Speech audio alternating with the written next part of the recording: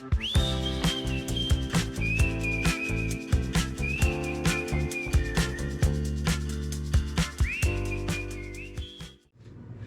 everyone, welcome back to the channel. On today's video, I'm going to take a table that I was able to get for $50 that is a good starting ground and turn it into a authentic looking harvest farmhouse table. So let's get started. So this is the table. I'm going to show you up close, but this is the table and it's really got great bones. I'm not really sure what the wood is, but it's a solid hardwood. The base is probably something that a lot of people like. However, this is a personal project for me, and the base is prohibiting me from being able to put a chair at each end. And considering I'm in a smaller home, I need access to the ends in addition to the sides. So we are going to disassemble this base, put on really cute spun legs, and build a skirting for underneath the table to completely transform the look from this kind of modern farmhouse to more of a cottage style harvest table. So let me show you the table. So the table has, it's a really nice wood. It's a solid wood, like I said, a hardwood. I'm not really sure. If you know what type of wood this is, let me know. Yet the base is got a crisscross, and it has some bolts and such that are holding it in. It's definitely a cute table if you had a larger space and didn't have needs for the end for chairs or seating. However, I do, so I definitely need to deconstruct this and then put it back together to meet my size. It's also 36 inches wide, and I'm going to cut it down to 30 inches wide, as I would like it to be a little bit more narrow in the actual tabletop. So let's get started tearing this apart.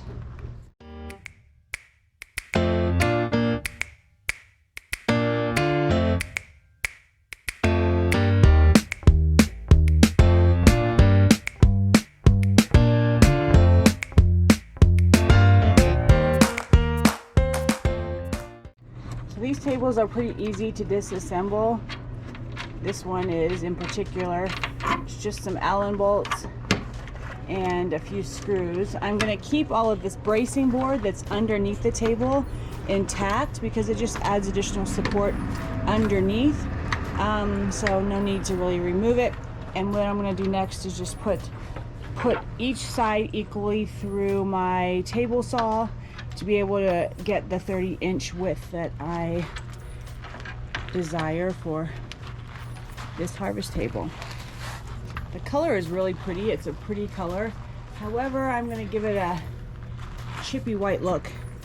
And we'll reuse these pieces. Definitely the legs, probably for another project down the way. So the current width of this table measures 35 inches, and I want to take it to about 29-30 inches. So I'm just gonna go ahead and put it through the table saw on each side so it's evenly cut, and then start the reassembly.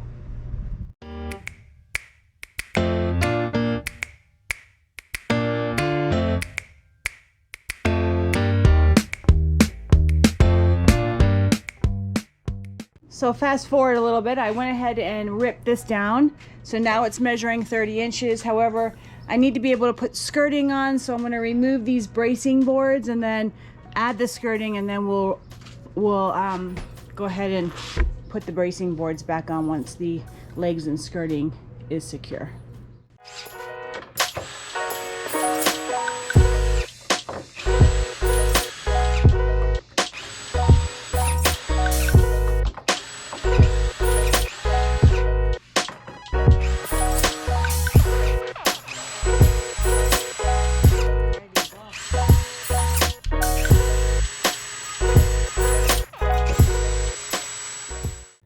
So we have the tabletop completely broke down, cut down to the size that we need, all of the undersiding taken off, and now it's time to measure for the skirting in addition to putting the legs back on and building it back up. These are the legs that I have selected. Love a good pair of legs. So these legs actually I was able to acquire on a curbside free table. The table was of no use to me, so we just broke down the legs. I always keep the legs of any type of vintage table just because they are cool and expensive, and when you find a good set of legs, they're worth the save. So let's put it back together.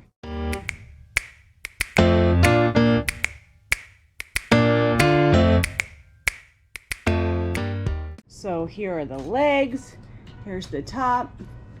I am using a 1 by 4 inch pine board. It's what I had on hand, cut to size for the skirting.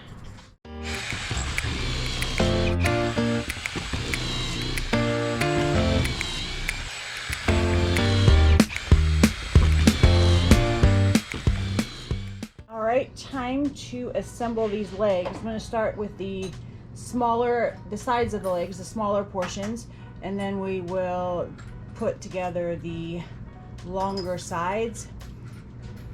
So here we go.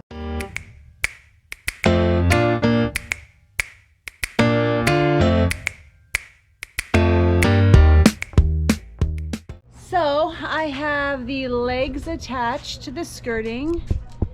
And now we are going to flip it over and then attach the base to the tabletop. Then we'll add some bracing boards in the center just to give it some durability and some strength. So let's attach the top and the base, and then we'll flip it back over to see what it looks like.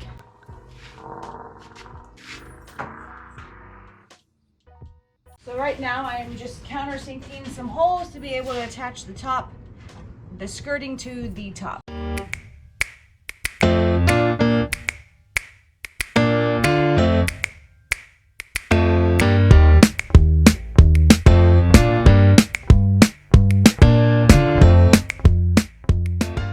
So this is day 2 of this table tear down and rebuild. Everything is assembled. I'm going to show you exactly how it looks now. I have done a little bit of a scuff sand on the top because it was a little bit slick. I am going to then mix up some milk paint, which is Sweet Pickins milk paint. Love the line. If you want like an authentic chippy, unpredictable chippy look, which is exactly what I want. This, like I said before, this project is for me, so I do like an authentic chippy look. I'd like to recreate that finish. So mix up her paint and show you the application, and it's really simple, and the paint kind of does the rest. But I'm really thrilled and super excited about how the project's turned out so far. So let me flip this around and show you what she looks like before we go ahead and add the paint. So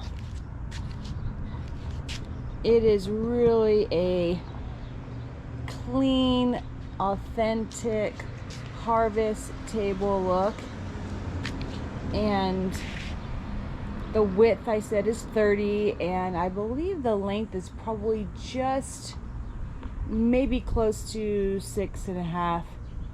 I would say 6.5, 7 feet. But I'm gonna put some stain or some paint on this raw wood that I used for the skirting, so that when the milk paint chips off, you see like an undercoat. See what color I have, and yeah, she's coming along.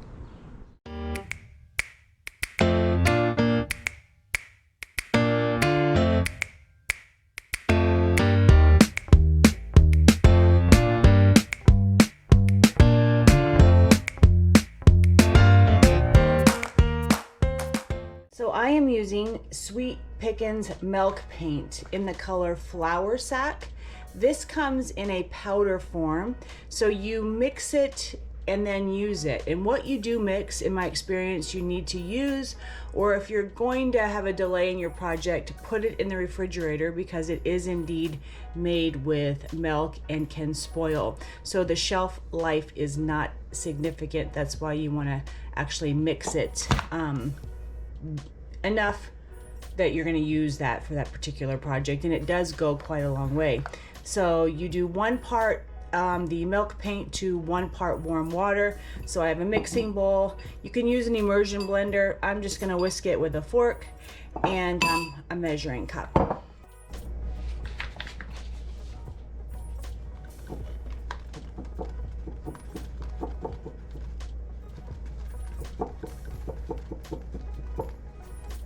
So this is actually a quart, but I'm going to mix up 1 cup of paint.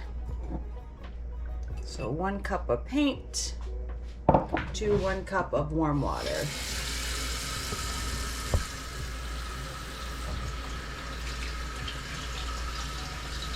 And then you want to let it sit until it kind of thickens up.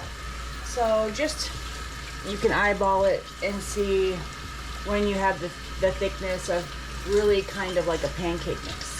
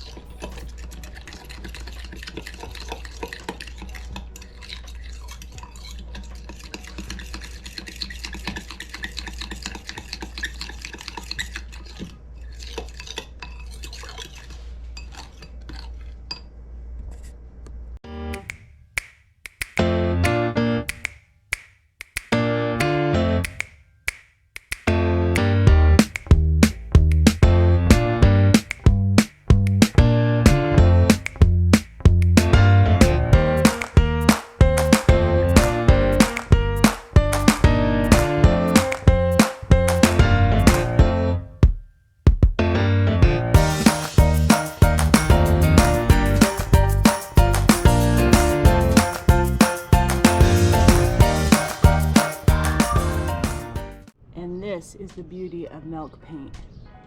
You can begin to see it organically chipping, still wet to the touch in some spots, but you can see it's chipping. Is really the beauty of milk paint.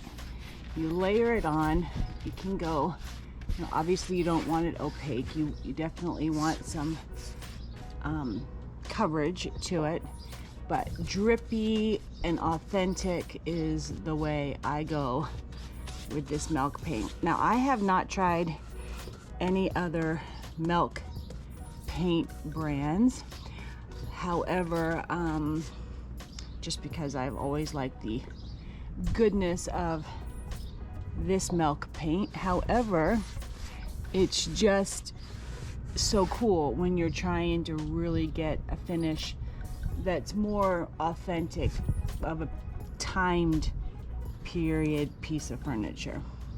Let me give you a little progression shot of what's going on. So I have about 2 coats on the table, and now I am going to finish up with another coat in some sections, but you can see this chippy goodness happening here all along the table. So if I touch this, it is going to organically come off, and that, my friends, is what you want. So I shall continue giving her one more coat.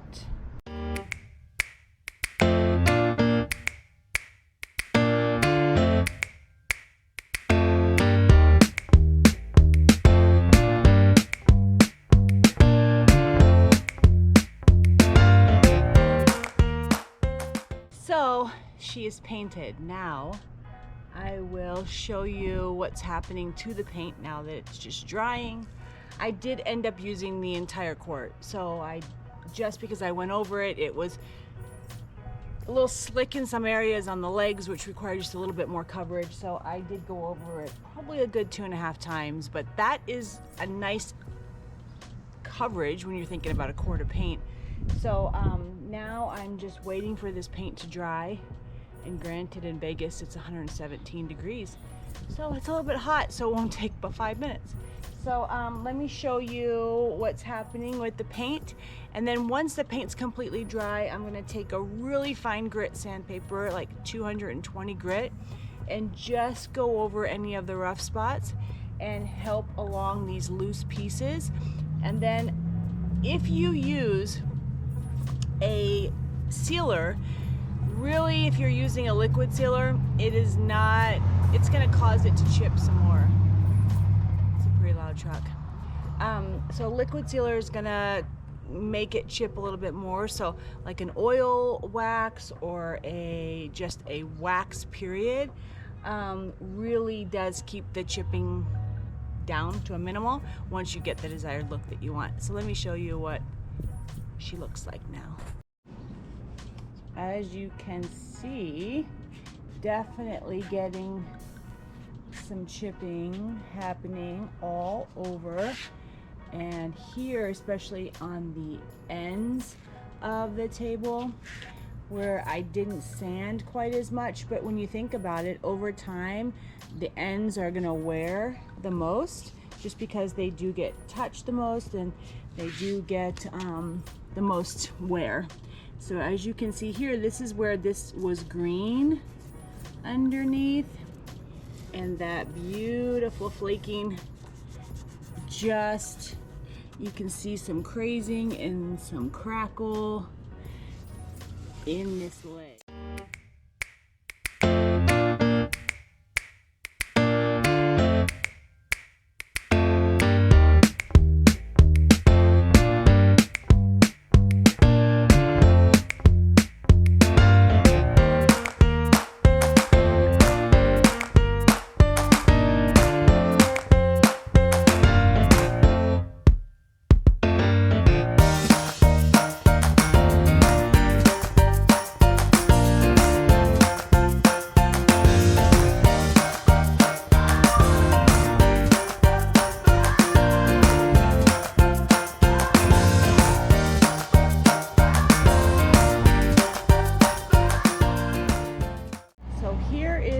Final look.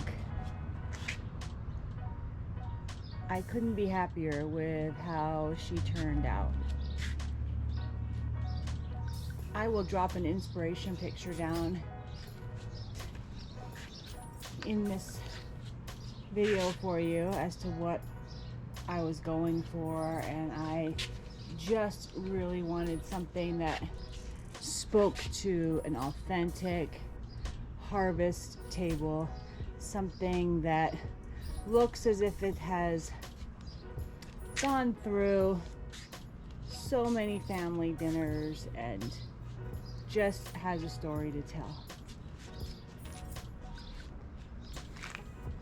Let me know if you like this really chippy look, what your thoughts are. Do you love a